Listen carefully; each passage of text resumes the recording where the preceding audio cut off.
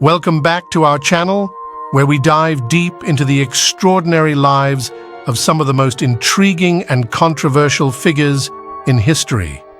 Today, we have a story that might just be the most fascinating one yet. Meet Gregory Scarpa, a man who lived a double life as both a feared member of the Colombo Mafia family and a secret informant for the FBI. His connections ran so deep that the agents supervising him became his allies, aiding him in evading prison and continuing his illicit activities. Get ready for a journey into the unbelievable and complex world of Gregory Scarpa. Gregory Scarpa was selective in leaking information and distorting facts, using these tactics to eliminate those who hindered him and systematically increase his power. Some even believed that Scarpa was the great cardinal of the family, pulling the strings and controlling everything from behind the scenes. He started wars, killed, and ordered the deaths of dozens. He turned his son into a killer, officially allowed his wife to have a lover, and then turned him into a killer as well. Even near the end of his life, when he was reduced to a walking skeleton due to illness, Scarpa's influence remained formidable. Despite being ravaged by advancing AIDS, he still rode around the city shooting his enemies. How's that for a synopsis? Want a more detailed story? Then meet Gregory Scarpa, a man on the other side of the law. Not much is known about Scarpa's early life. He was born in 1928 in Bensonhurst, a working-class neighborhood in Brooklyn, to a poor Italian-American family. There are also rumors that he was born in Italy and moved to the United States with his parents at an early age. However, I will stick to the first version for this story. From a book written with the participation of his son, we learn that in 1949, Gregory Scarpa married Connie Forrest, with whom he had a son, Gregory Scarpa Jr., who will also feature in our narrative today. By the early 1950s, when his son was born, Scarpa was already involved in crime, as evidenced by his arrest for burglary. It was also during the 1950s that he appears to have become a member of the Mafia family we now know as the Colombo family. Its boss, at the time, was Joe Farasi, who had a conflict with the Gallo brothers in the 1960s, which I will delve into further. I talked about this in more detail in my video about the Gallo brothers. At that time, Scarpa was close to Calogero Lo Cicero, better known as Charlie the Sige, who was then a consigliere. Realizing that the cancer-stricken Joe Farasi wouldn't last long, Charlie began making plans to take over the family. However, he was overtaken by Joseph Magliocco, who became boss after Farasi's death and demoted Charlie to captain. Charlie then started plotting against Magliocco. Scarpa was even contracted to kill Magliocco, but Charlie later called it off for some reason. In the end, Charlie never gained power, and Joe Colombo became the boss. Scarpa, who had supported his mentor, played a part in Charlie's downfall when it became clear that his ascension wouldn't happen. More on that later. At this time, Greg Scarpa Sr. was working as an informant. In 1960, he was arrested for armed robbery, and FBI agents began recruiting him. By the fall of 1961, Scarpa had surrendered and agreed to cooperate. He became a confidential informant and received regular payments for his work. Scarpa would receive more than $150,000 from the authorities during his time as an informant, which is over $1 million in today's equivalent. From that moment on, Greg kept the FBI informed about everything happening inside the American Mafia, especially within the Colombo family. A couple of years before Joe Valachi appeared before the Senate and revealed the inner workings of the Mafia to the entire country, he had already done so privately in conversations with agents. There is even a version that says all the information Valachi shared was actually given to him by FBI agents. Proponents of this version believe that a low-ranking Mafia member like Valachi simply could not have known so much, and that through him, J. Edgar Hoover wanted to tell the country everything the FBI had learned about Cosa Nostra. Why would Hoover need to perform such maneuvers, you might ask? The thing is, much of the information was obtained through not entirely legal means, such as unauthorized wiretapping. Telling everything through Valachi was ideal for Hoover. According to this version, FBI agents learned about the Mafia's setup from Scarpa, who was much closer to the top as a captain, and then provided this information to Valachi to reveal to the world. Hoover's ultimate goal in this game was to increase funding for the FBI. Agents supplied Valachi with all the necessary data, leading the country to learn about the true power of the Cosa Nostra through him, and in turn, the state gave Hoover more money to fight organized crime. Whether this was true or not, we won't delve into it, leaving these thoughts to you, our viewers. Instead, as always, we will stick to the facts that are indisputable and important for today's story: Scarpa's collaboration with the FBI. Let's go back to that. His collaboration can be roughly divided into official and unofficial. The former included all reports and data that came from Scarpa through his supervising agent to FBI headquarters. As payment, Scarpa would receive official regular payments and bonuses from the FBI for his services. The latter included secret missions that Greg carried out for the FBI, illegal deeds he engaged in with his supervising agent, and the protection he received when facing prison sentences. Let's be frank, the first part is boring and not particularly interesting to talk about. We will return to it when discussing how Scarpa fought for power by using official reports to divert suspicions or remove other mafiosi from his path. For now, let's focus on the second part and start with the secret missions. According to Scarpa himself, as conveyed through the stories of those close to him who knew about his work for the FBI, he had quite a few special operations. He claimed he helped the government frame members of the Israeli Mossad, assisted in some CIA special operations, gathered information on Howard Hughes and his Mafia connections, and even tortured people. However, we only know details about one of his secret missions for the government, which did indeed involve torture. Were all the others true? I cannot confirm these incidents. The mentioned torture case involved the killing of 3 civil rights activists, Michael Schwerner, James Chaney, and Andrew Goodman, by the Ku Klux Klan in Ohio during the summer of 1964.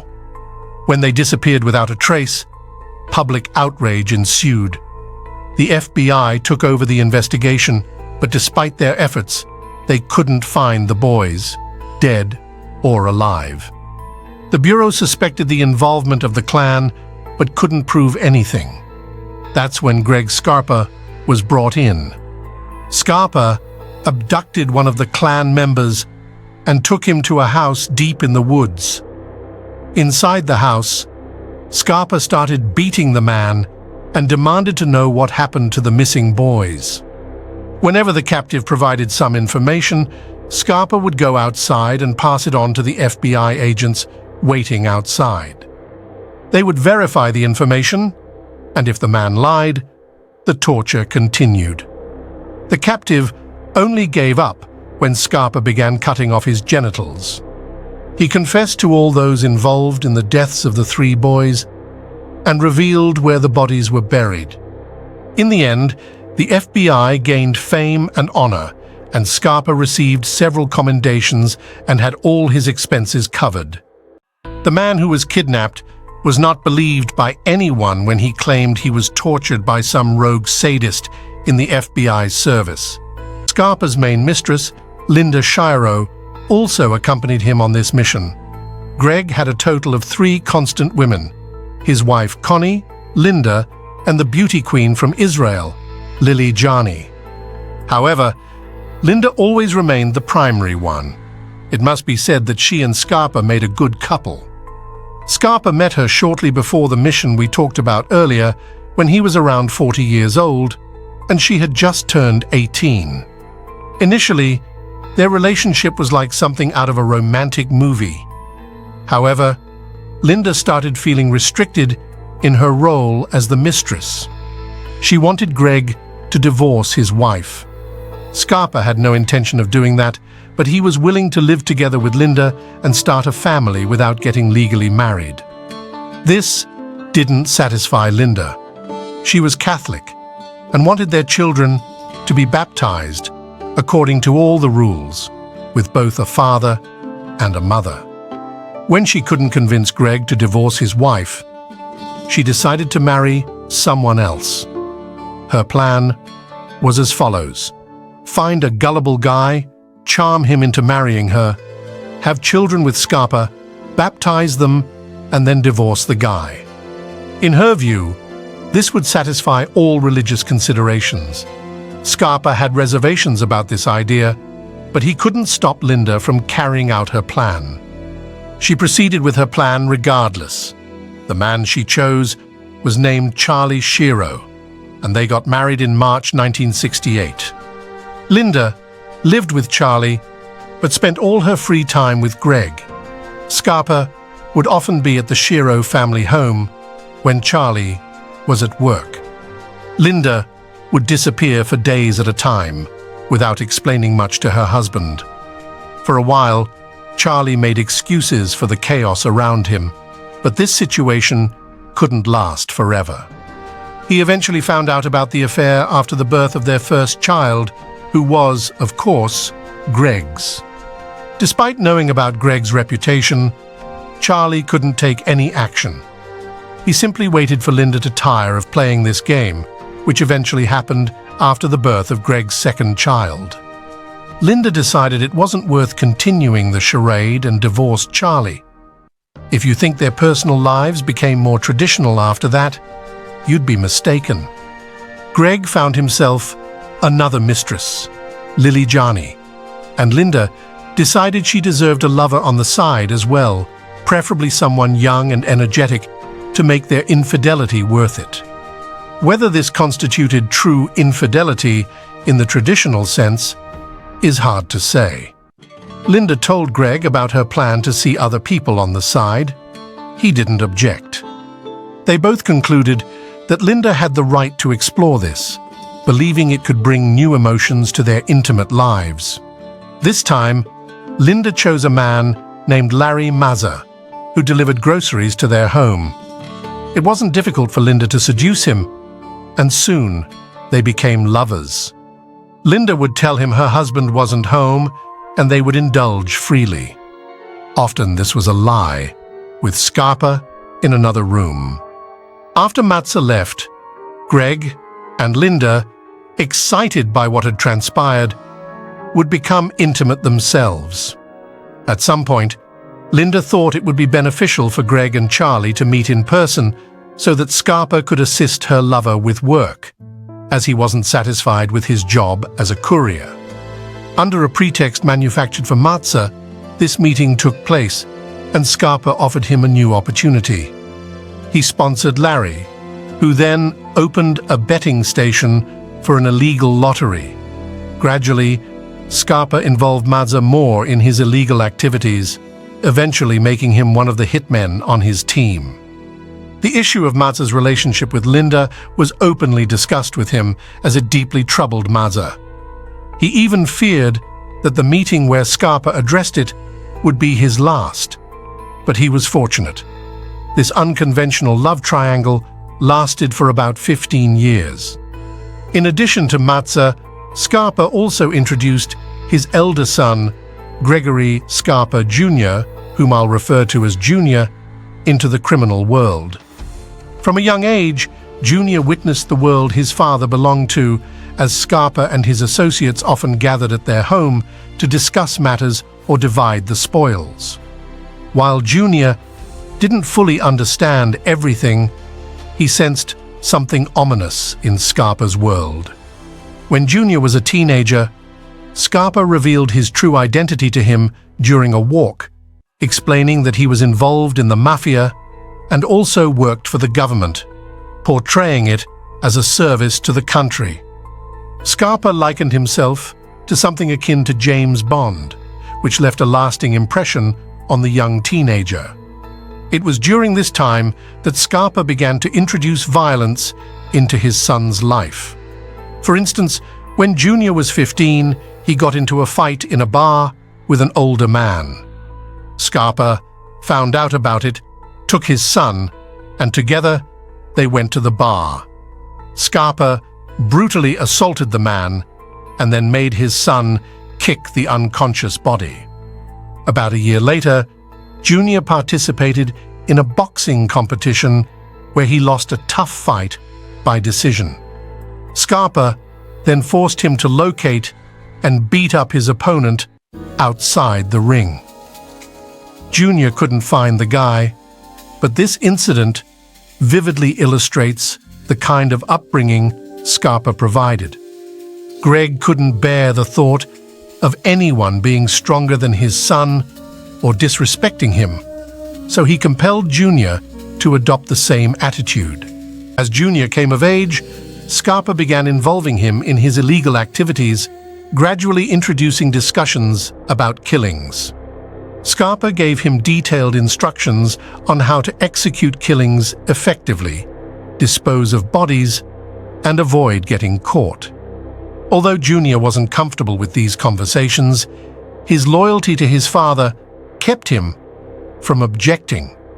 Soon, this loyalty led him to be responsible for dozens of his own killings, with Greg Scarpa Sr. orchestrating most of them. As mentioned earlier, Junior was aware that Scarpa worked for the FBI. His first handler was an agent named Anthony Villano. Scarpa informed his team that he had a contact in law enforcement, but didn't specify who or where exactly. Naturally, everyone assumed it was a local police officer whom they occasionally needed to pay off. In reality, it was an FBI agent, and there is substantial evidence that Scarpa regularly provided him with money. To mention, they sometimes collaborated. For instance, Scarpa's men might steal 100 cases of whiskey. Scarpa would take his cut of 20 cases and then inform Villano of the remaining stash. With this tip-off, Villano could approach those accountable for covering the losses, often insurance companies. He would negotiate, informing them he knew the whereabouts of a batch of whiskey valued at $60,000, but would only disclose the location for $110,000. To minimize costs, companies typically complied. Furthermore, the FBI would investigate the theft, and Scarpa would receive a government bonus for the valuable intelligence. From one theft, Greg gained a share of the stolen goods, money from the insurance company, and a government bonus, despite sharing with Villano. It was a remarkably effective plan, as reliable as Swiss watches. There's also unconfirmed information that Villano and later his successor Lindo were implicated in thefts. This speculation suggests that during activities like bank break-ins, the FBI agent would be stationed in a car, monitoring details on special radio waves known to authorities. If the agent caught wind that police had detected suspicious activity at the bank, he promptly alerted Scarpa's associates. However, direct involvement of FBI agents in Scarpa's affairs, if it occurred, wasn't widespread. They covered for him and received payments, but not all agents were implicated. Scarpa also managed separate operations. Firstly, the claims about FBI agent involvement lack verification, and secondly, even if true, it wasn't universal. Scarpa's theft team operated consistently, targeting banks and jewelry stores. The crew even had their own innovations. One member devised a lockpick that easily cracked open phone booth coin compartments. Scarpa himself sometimes practiced these techniques. His theft operation was highly exclusive. Among roughly 50 members in the so-called Wimpy Boys team, named after Scarpa's social club, approximately 10 could be considered professional thieves. Another 10 to 15 served as hired hitmen, juggling other jobs and sources of income, though their primary task was often elimination. Even more exclusive was the group specializing in luxury car theft. Scarpa's associates made these cars untraceable and profitable to resell. Similarly skilled were those targeting trucks carrying various goods, from clothes to electronics and food. They could earn between $5,000 to $10,000 per truck, depending on its contents. Others were involved in illegal lotteries, bookmaking, and loan sharking, all paying a percentage to Scarpa.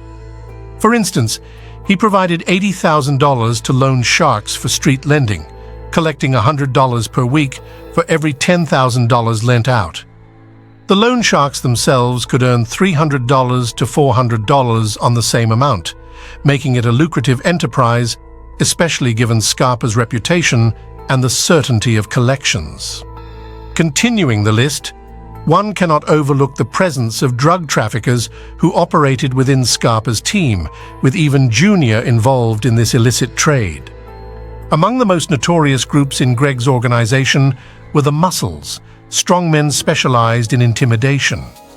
If a debtor failed to repay a loan, or a businessman refused extortion demands, these individuals were dispatched, known for their expertise in breaking limbs and instilling fear.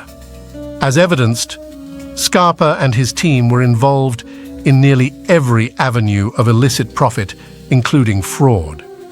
Greg took particular pleasure in credit card fraud, acquiring duplicate cards that his associates used for purchases. The goods bought were resold for cash or used for everyday expenses such as groceries or dining out. This fraudulent activity generated hundreds of thousands of dollars annually. For instance, in 1985, an agent of the United States Secret Service covertly sold 300 credit cards to Scarpa's operation. Greg could have made over $1 million if he had used all 300 credit cards bought from a Secret Service agent for $99,000. Instead, Greg faced fraud charges that carried a potential sentence of 7 years in prison and a $250,000 fine.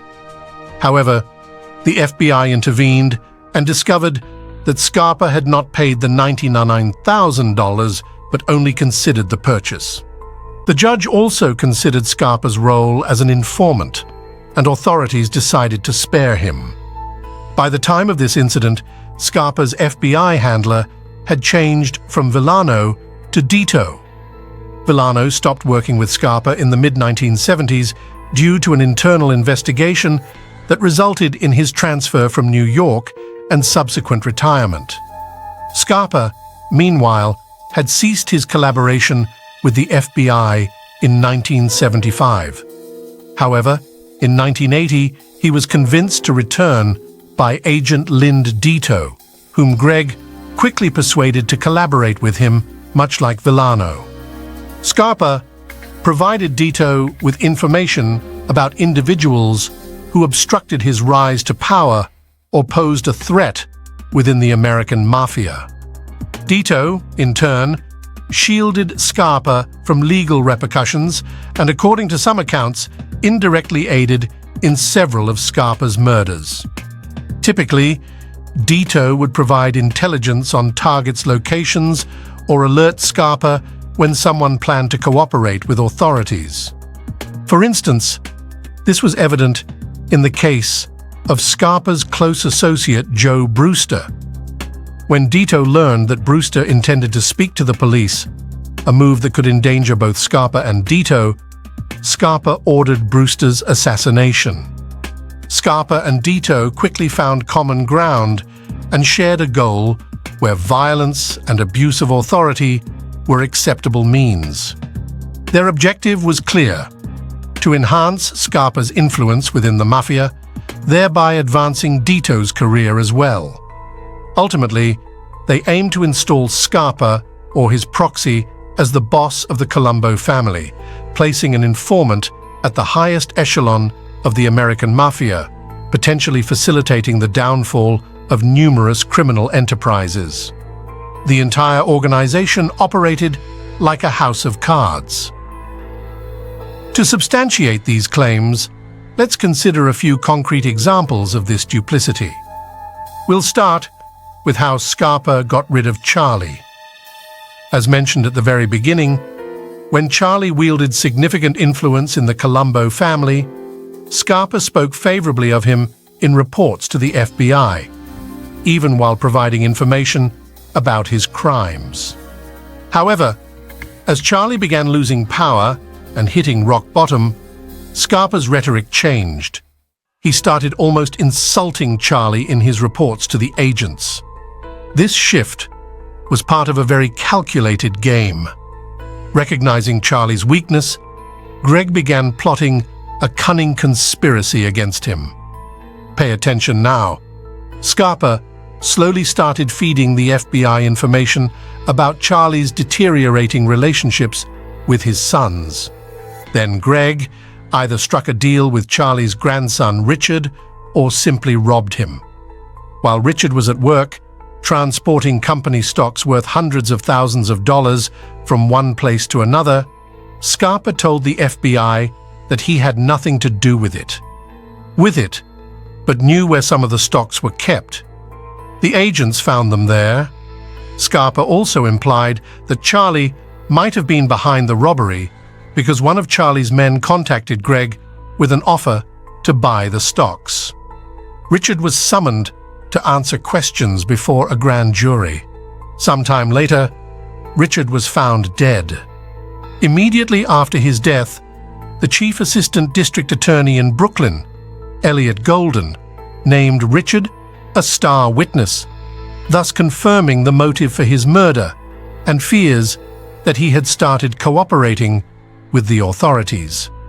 The primary suspicion in the murder fell on Charlie. Later, it became known that Scarpa was aware of the illegal dealings between Golden and Joe Colombo. Although there's no direct evidence of this, one could speculate that he may have pressured Golden to make a statement about the star witness, thereby justifying the motive for Richard's murder by Charlie. When the entire web was woven, Charlie himself was killed, and all suspicions fell on his son Frank, who supposedly avenged Richard's death. Thus, Scarpa removed the final piece from the board. First, Scarpa removed the old man who knew too much about him but had now hit rock bottom, making his actions unpredictable. Now, let's turn to Joe Colombo. If the setup with Charlie was more for personal safety, the situation with Colombo was more about a power struggle. Scarpa acted more discreetly here, employing a strategy akin to water slowly eroding concrete, eventually punching a hole through it.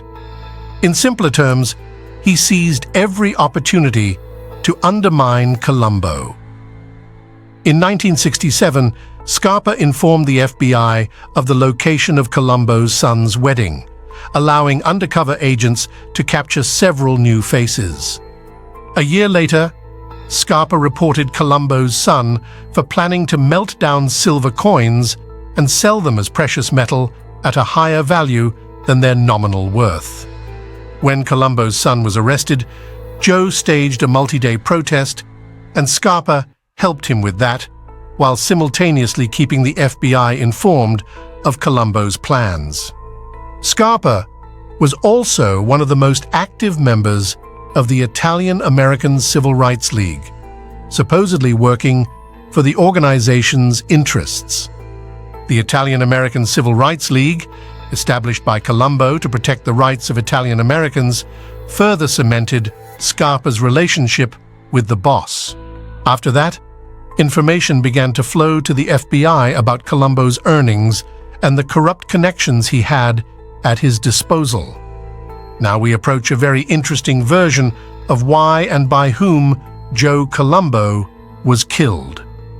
This occurred at a rally organized by Colombo in the summer of 1971. He was shot by a black man named Jerome Johnson, which led to Colombo falling into a lengthy coma and later dying. I've already discussed two main versions of this incident in my videos. One blames Joe Gallo, while the other blames Carlo Gambino. It is generally believed that it was indeed Gambino. More details about this can be found in my video about Carlo Gambino and the Gallo brothers. Scarpa initially pushed the FBI's version that it was Joe Gallo.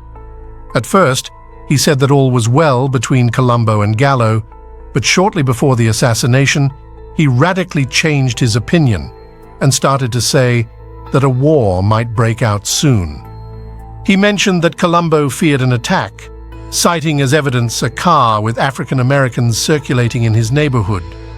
Scarpa told the agents that Colombo believed these individuals were friends of Joe Gallo, whom he had befriended in prison.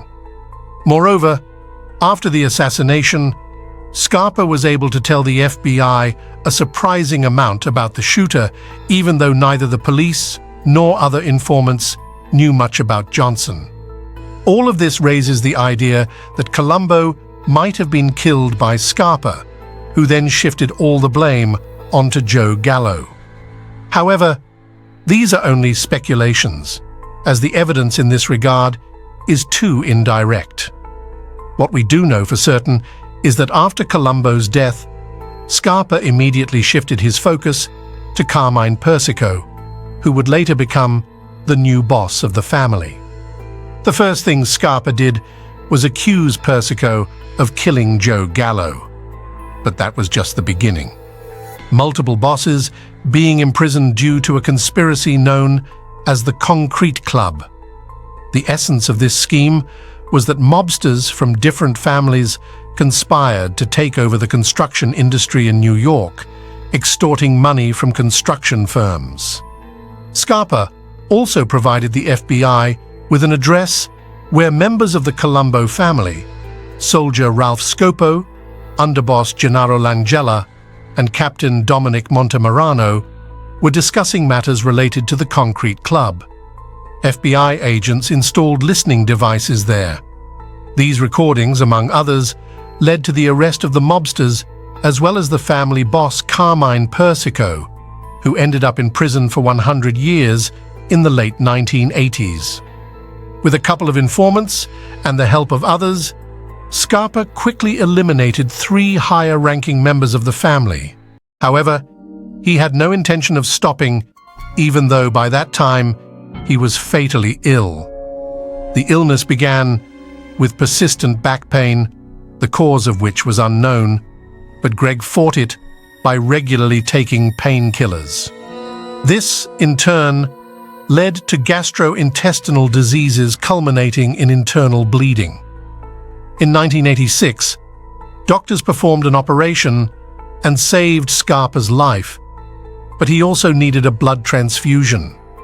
Familiar acquaintances and associates of Greg became donors, among them a 29-year-old bodybuilder named Paul May.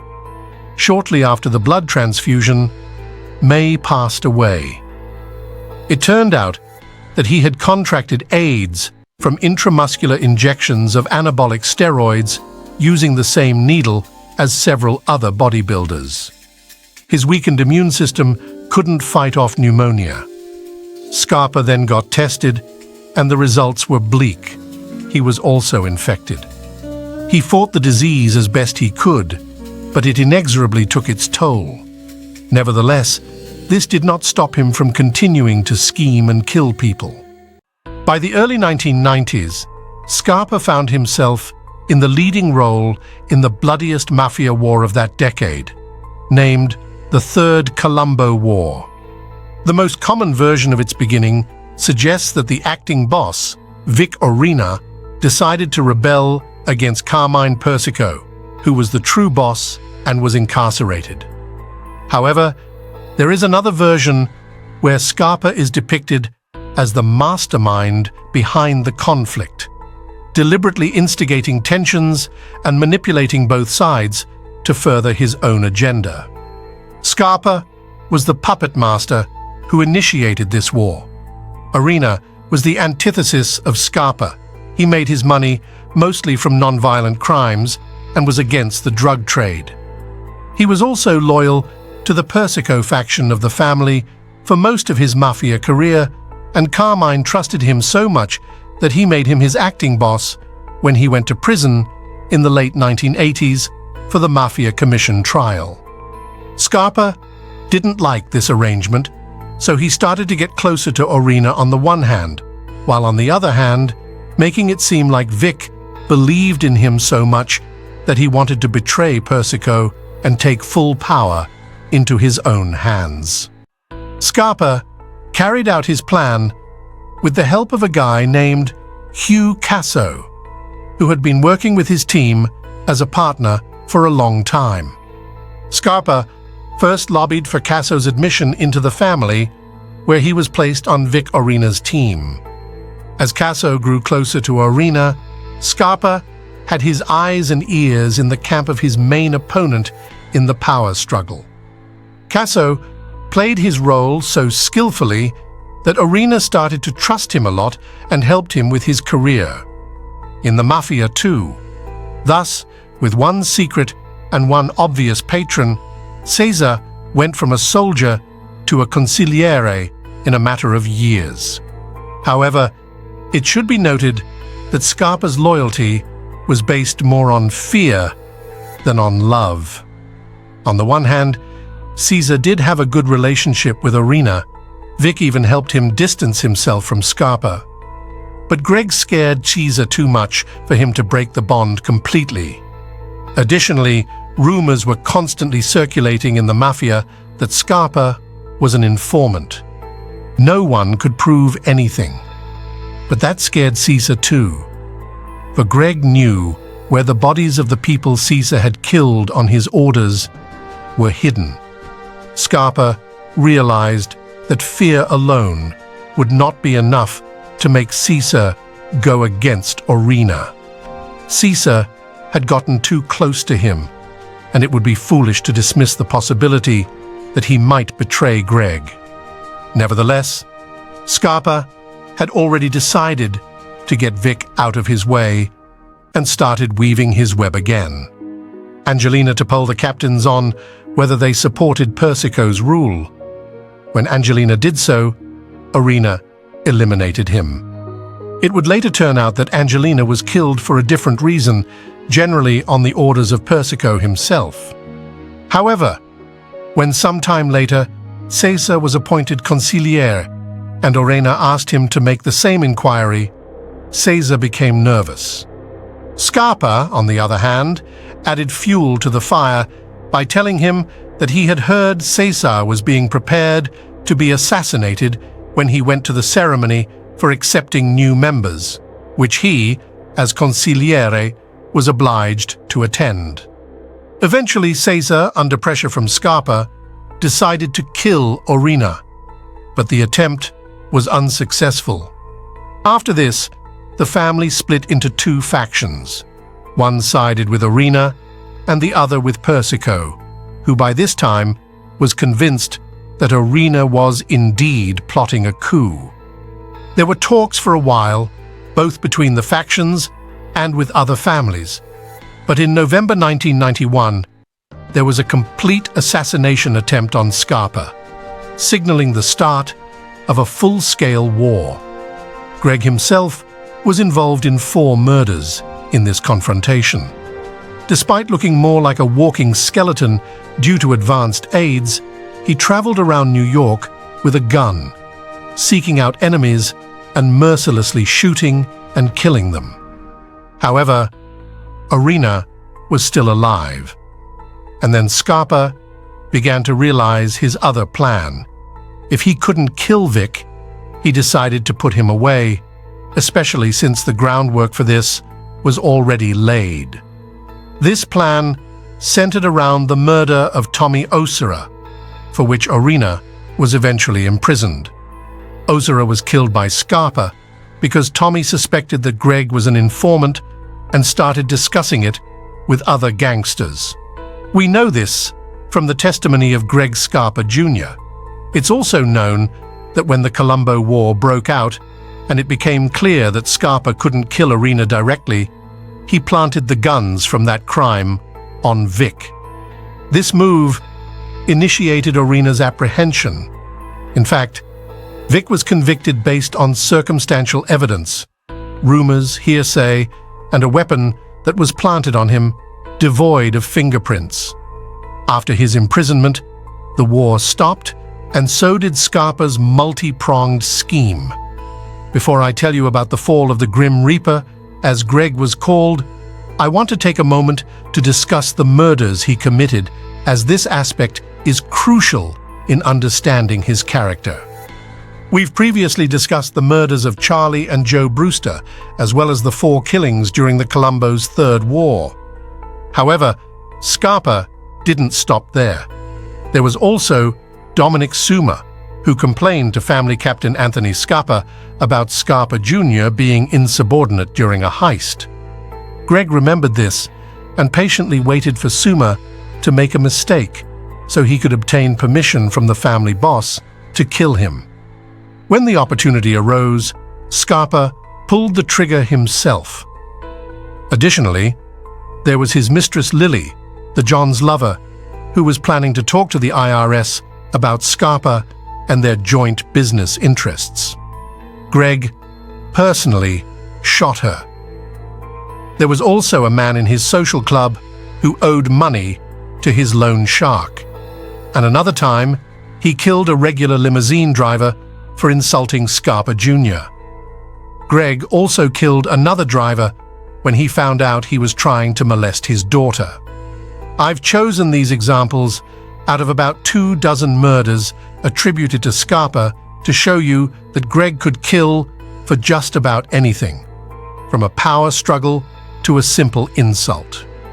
The next 2 examples are meant to demonstrate that for his own safety, he could go to the extent of killing even those closest to him.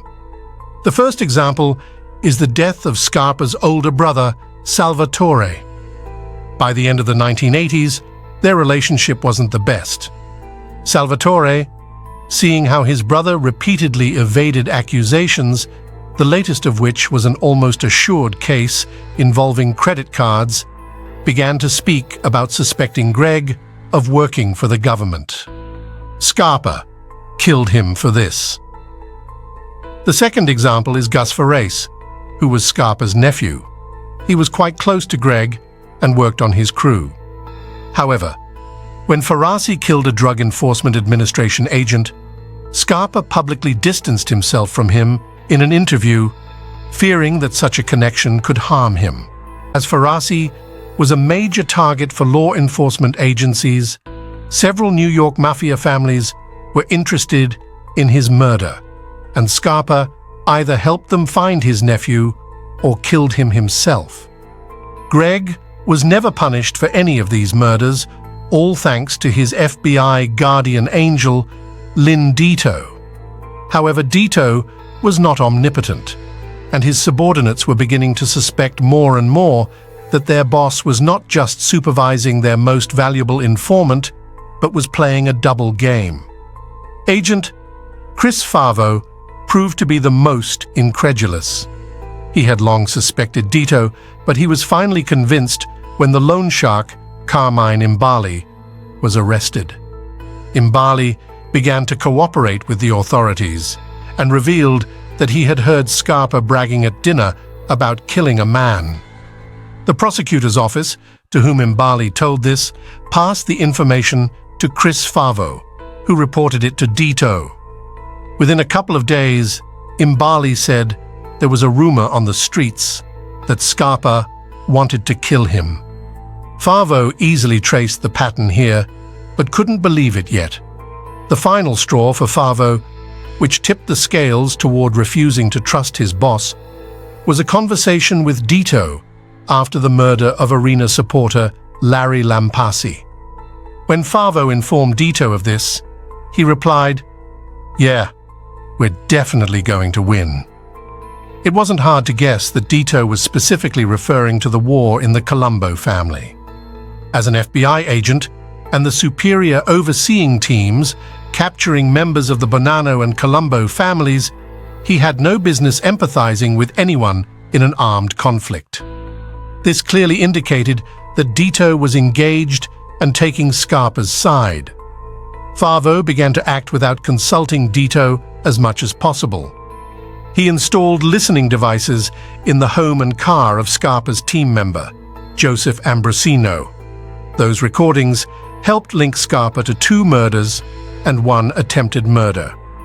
In March 1992, the Brooklyn District Attorney's Office obtained an arrest warrant for Scarpa on charges of weapon possession after 2 officers witnessed him dropping a gun from his car window.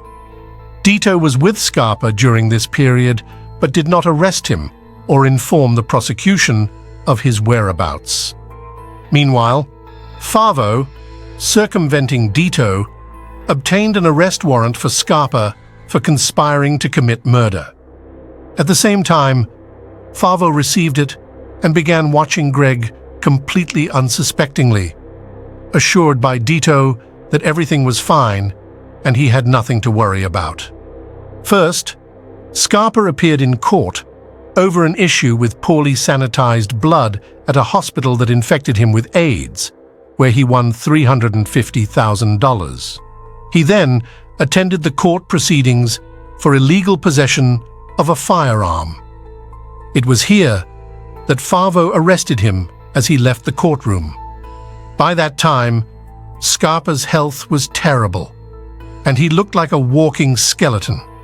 His imprisonment only worsened his condition. He lost more weight, showed signs of dementia and other mental impairments, and it became increasingly difficult for him to move each day. His relatives managed to have Greg placed under house arrest due to his health. However, Scarpa wouldn't be himself if he complied with the rules of his house arrest. One day, his son Joseph from Linda told him about an altercation he had with 2 drug dealers. Joseph was involved in drugs, and the argument was business-related. Greg refused to listen. He grabbed a gun, got into the car with his son and his friend, and went to find these guys. Upon finding them, Scarpa initiated a shootout in which he himself lost an eye, and his son's friend died. After this incident, he was returned to prison. Scarpa didn't defend himself in court. On May 6, 1993, Greg Scarpa Jr. pleaded guilty to 3 counts of murder and conspiracy to commit more murders. He faced a life sentence without parole. However, considering his health, the judge sentenced him to 10 years in prison. In his final years, Greg Scarpa Sr. was bedridden, his body scarred and suffering, making even eating and drinking painful. He passed away on June 4, 1994. After his death, Linda Shiro received no support from the Colombo family. There were rumors that she had developed a romantic relationship, but these remain unconfirmed. Lindito's fate took an unexpected turn. Despite suspicions reported by Favo, an FBI internal investigation found no grounds for further action. Deto quietly retired after 30 years with the Bureau, escaping any consequences for alleged connections with Greg Scarpa. Greg Scarpa Jr., imprisoned since 1988, spent over 3 decades in ADX Florence, one of the strictest U.S. prisons. Released in 2020, His life had been marked by violence and crime. This concludes the story of Greg Scarpa Sr., a figure whose life and actions were entwined with the dark underbelly of organized crime. If you enjoyed the story of the enigmatic Greg Scarpa, don't forget to like, subscribe, and hit the bell icon for more gripping tales from history's underworld. Stay tuned for our next episode.